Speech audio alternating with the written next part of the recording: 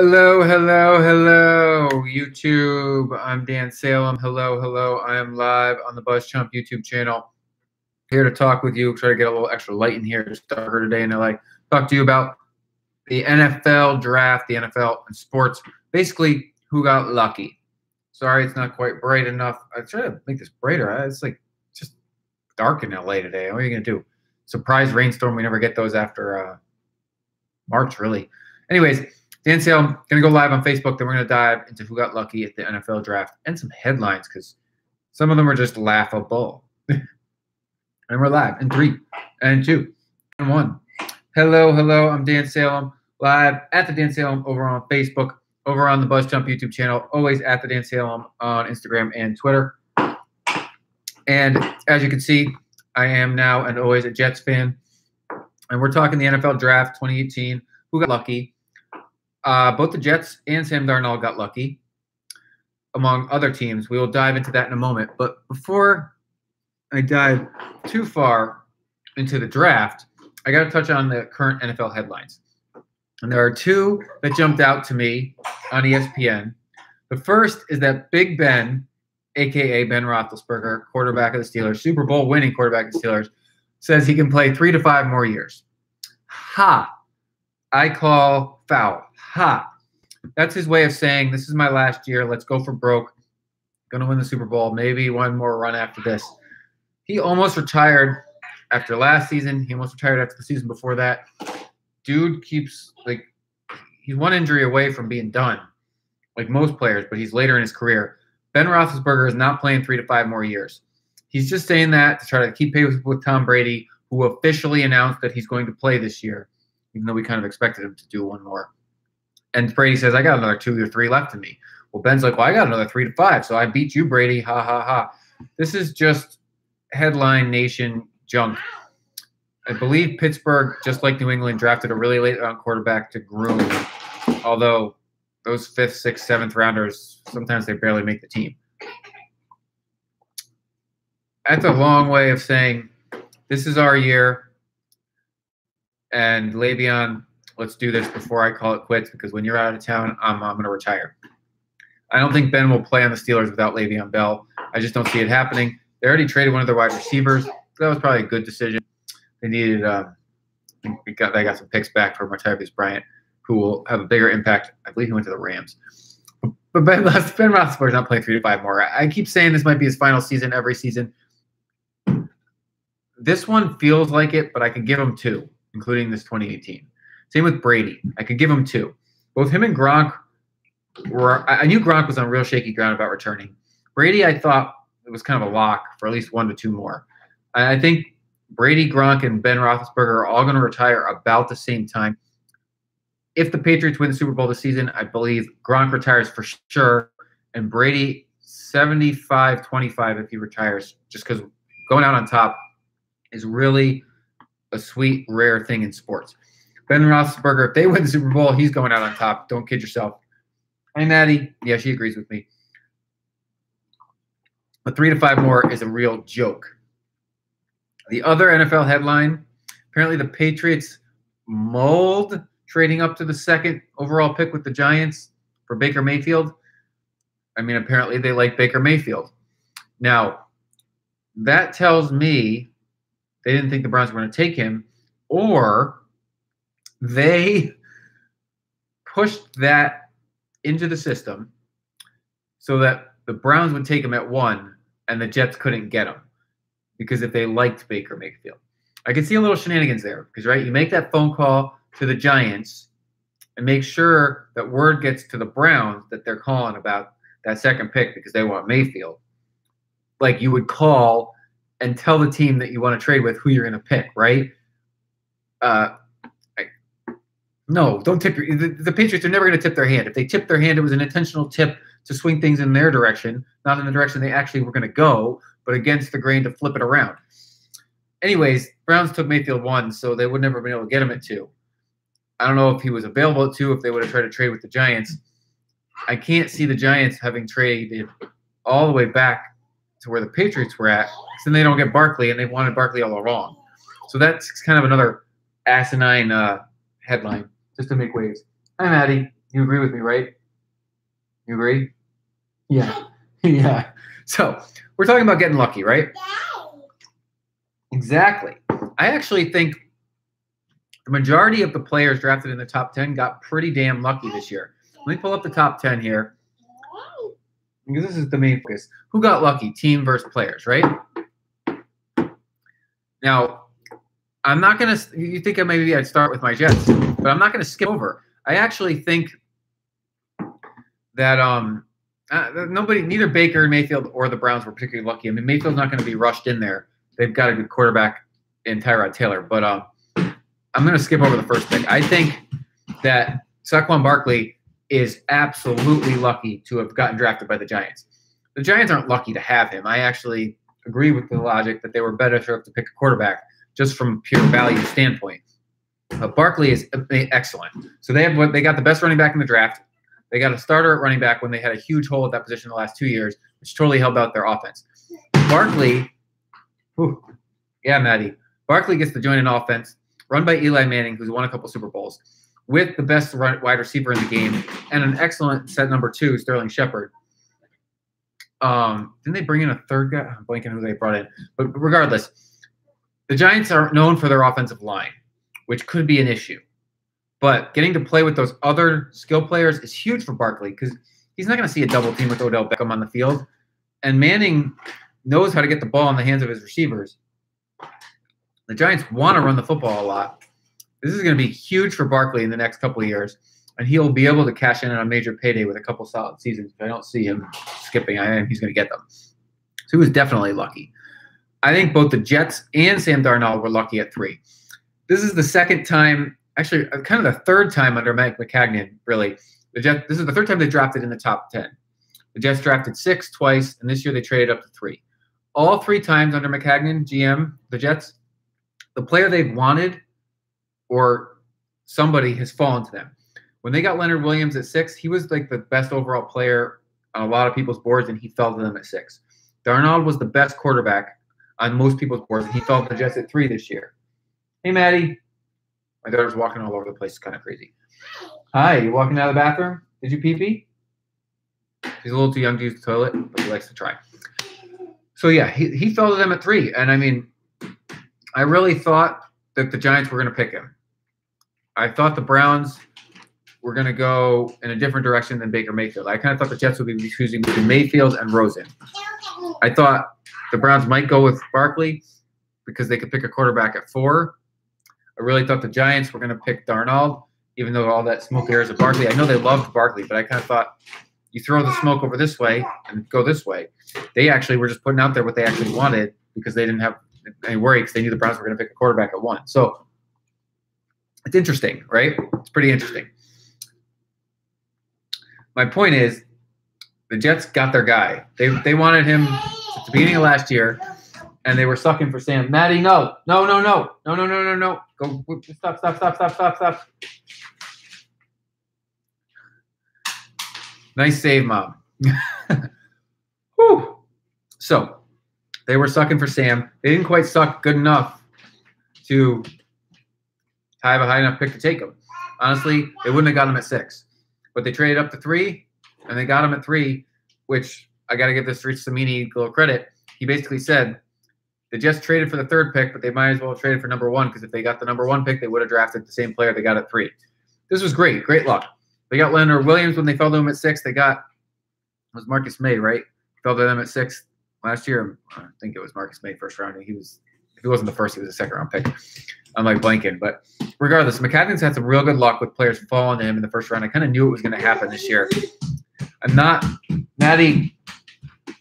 particularly surprised they got their man at 3. Well, I kind of knew the Giants were going to take Barkley if the Browns didn't pick him. And I was 50-50 if the Browns were going to go Barkley or a quarterback. I didn't – the news that it was Mayfield kind of came up, and people have really been high on him recently. He's going to be a solid player, but I was a little surprised he went 1st overall. And I'm surprised Rosen fell as far as they did. Arizona's lucky to have Rosen. I'll jump to him. He could have easily went 1st overall. He's a stellar quarterback, really smart guy. He's got a chip on his shoulder now, and he's playing close to home because he's from Manhattan Beach. He went to UCLA. Now he's in Arizona, close to home. This is great for him to be close to home, but also this is great for Arizona because Arizona had the best running back in the game before they got hurt last season, David Johnson. They have an excellent offensive line. They were being run by Carson Palmer and doing decent. They had a really good defense. Now they got a hungry, smart kid that could probably get in. He might start week 1. But they have Sam Bradford, so they don't need him to. He can ease his way in because Bradford's ton of experience, lots of injuries, but ton of experience in the NFL. Great person for Rosen to learn from. The same reason I say it's lucky of Darnold to go to the Jets. Right, Maddie? Because he gets to learn from Josh McCown, who is the longest tenured quarterback in the NFL. I believe that's an accurate statement. Josh McCown had a great season last year, but he knows he's super smart. He's played for so many teams, I think more teams than any other player. And he knows the nuances of the quarterback position. He knows how to do more with less. And they also have Teddy Bridgewater, who was up here, then got knocked all the way down to the bottom because of an injury. And now he's trying to prove himself again. So he gets to learn from both sides of the spectrum. Savvy, amazingly smart veteran. A guy who was playing great as a rookie and second-year player, and then devastating injury knocks him down. Both of those guys are on the team. That's a perfect compliment for Darnold. I'm super excited for him as a player and then as a fan of the Jets to have him on the team. Man, Broncos, they had their pick at 5, and they got lucky that Bradley Chubb was still available. I kind of thought they'd go quarterback, but they're obviously very happy that they landed with the guy from Minnesota. Anyways, they're obviously very happy with their situation. Chubb was the best defensive player in the draft, second best player on most people's boards, number 1 on some. He fell all the way to 5. Denver was super happy to get him. And then the same with the Colts, Quentin Nelson. Very lucky that he was available for them at 6 because he was the best offensive lineman in the draft, and they need someone to protect Andrew Luck. I also think the Colts feel lucky to have Nelson feels lucky to be on the Colts because he gets to protect a quarterback like Luck. Chubb, again, feels lucky to be on the Broncos because they had a stellar defense already. This is just like really nice fits all around. Now, I'm torn with 7. I think Buffalo feels lucky to have gotten Josh Allen because he was the quarterback with the highest ceiling, the most potential. He could have went number 1. He fell all the way to 7, and Buffalo traded up to get him. I have a feeling that Josh Allen was probably top on Buffalo's draft board. I don't see him playing this season unless they just throw him to the fire. And I guess we'll see how quickly he progresses. Buffalo's an enigma in my mind. They keep doing a little bit better than I think they are, but never quite good enough to really compete for the AFC Championship, let alone the division because of the Patriots. So they're a bit of an enigma to me. Hi. Oh, man. Someone's so chatty over there. Hi. She hears me talking. She just went to chat away. I think Buffalo's a good situation for Allen. He's going to get a chance to develop. Young coach, young team, a lot of talent on there. They just haven't quite got over the hump. They finally got back to the playoffs last season. They're looking for a spark. Hi. You're cute. San Francisco grabbing offensive lineman was a pretty perfect fit, too. Mike McGlinchey gets to block for hell. What their quarterback? Oh, man, I'm blanking on his name. Just one of those days. Anyways, the new quarterback of the 49ers, who's excellent, Jimmy Garoppolo. That's a great situation for that guy, lineman. And then, like I said, I already spoke to Rosen at 10. People are really high on Minkah Fitzpatrick to the Dolphins. Man, Miami needed anything and everything at 11. I thought they might go quarterback, but it was definitely better they bolstered their defense. Who else got lucky here in the first round? Buffalo got the Edmonds brothers from Virginia Tech. That's great for their defense. I liked the Raiders grabbing an offensive lineman as well, someone to protect Derek Carr. It's funny that Oakland went so high offense, and they have an offensive head coach. We'll see how that ultimately plays out. Dropping down in the first round a bit further, I really like what the Ravens did. They grabbed a tight end, which helps their offense immensely. Hayden Hurst out of South Carolina, Joe Flacco. Then they got Lamar Jackson at the very end of the first round. And I thought he might go as high as 11 to Miami. I also could have seen him going 14 to the Saints because Drew Brees has only got another season or two. But behind Flacco, that's a great build because Flacco's got 1 to 3 more years. Oh, maybe 3 to 5, just like Ben Roethlisberger. 3 to 5, just like Brady. All these guys are going to head out of the league around the same time. I can see Flacco with 2 more. I can see Jackson sliding in, though, next year and Flacco having to step aside because I think Jackson's going to be a very good quarterback. This was a deep quarterback draft. And like I said, I think 4 of the 6 top guys are going to be really strong NFL players. Mason Rudolph's the 6th, who fell into the 2nd round. But I very much like Lamar Jackson in Baltimore. That he's very fortunate to play on the Ravens because the Ravens have a very strong team. They should have made the playoffs last year, and they just missed it. And they're always on the precipice. So this is a very highly competitive team. I think Sonny Mitchell out of Georgia is lucky to have joined the Patriots too.